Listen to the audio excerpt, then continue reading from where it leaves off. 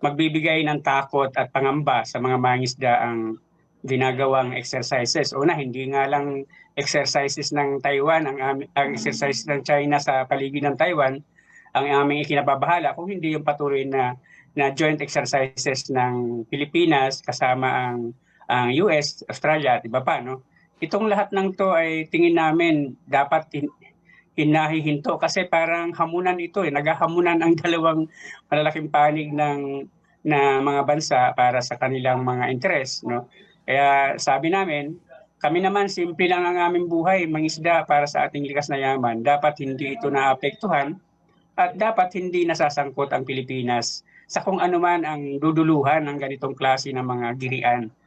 Dahil ang anumang pagsasanay na nalilikha, China man yan at iba pa yan, sisirain nito yung ating karagatan dahil karamihan ng mga pagsasanay gumagamit ng mga live ammunition, no?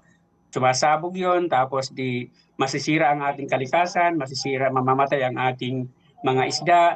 Kung nangangamba tayo, nangangamba ang Pilipinas, nangangamba ang Estados Unidos, nangangamba rin ang mga pangisda at nangangamba ang mga mayang Pilipino dahil baka magkaroon ng tensyon, lumala ang tensyon na to dahil at mapapahamak ang ating bansa at masasangkot sa isang digmaang hindi naman tayo kasali dapat. Kapag tumindig ka ng independent bilang walang kinakampihang bansa at nire-resolve mo ang problema mo mismo sa kalapit na bansa mo, halimbawa sa Asia, ang may problema ay ang Pilipinas doon sa teritoryong atin na dating kiniklaim ng China na hanggang ngayon ay patuloy niyang kiniklaim.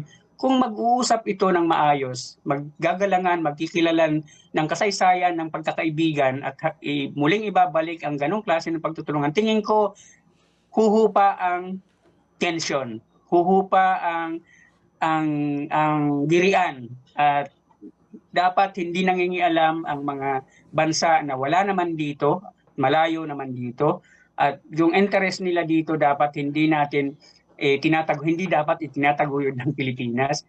Itigil natin ang pagpapalit gamit ng karagatan, yung reclamation, yung dagat na ginagawa mong lupa ay isang klase ng pagproyekto na nakakasira at hindi nagre-rehabilitate. Darating ang panahong manunumbalik ang kayamanan ng ating pangisdaan, yun na rin ang panahon para itigil natin ang pag-asa ng pagkain mula sa dayuhan na imported na isda at imported na agricultural product. Kaya kami ang panawagan namin, hindi lamang pangisdaan ang paunlarin natin sa lokal, kung hindi pati ang lokal na industriya ng agrikultura natin ay paunlarin sa halip na iasa natin mula sa isda, bigas, panggisa at iba pang gamit gulay ay ini-import natin. Mayroon tayo niyan lahat. Kailangan lang protektahan at tulungang paunlarin at tulungang wag mabulok. Dahil habang nag-i-import tayo ng kamatis, nabubulok ang mga kamatis sa Benguet. Habang nag-i-import tayo ng sibuyas, nabubulok ang mga sibuyas sa Nueva Ecija. Habang nag-i-import tayo ng iba pang mga produkto, ay may nabubulok na lokal na produkto na ang dahilan hindi binibili at hindi nakakarating ng maaga sa mga sentrong pamilihan. Pokusan lang ito, makakabangon tayo at mabubuhay tayo sa sarili nating mga produkto. So, produktong pagkain mula sa lupa hanggang sa karagatan. Dapat maintindihan nila kaya kami lumalaot taya buhay para kumain para mabuhay Pag pinahinto mo kami, di parang pinahinto mo na kaming kumain. Dapat kapag mayroon silang pronouncement na gano'n, may ayuda o tulong sila sa mga mangingisdang hindi lalaot hanggat hindi natatapos itong kanilang pinapangambahang exercises na makakaepekto sa buhay at kabuhayan ng mga mangingisda.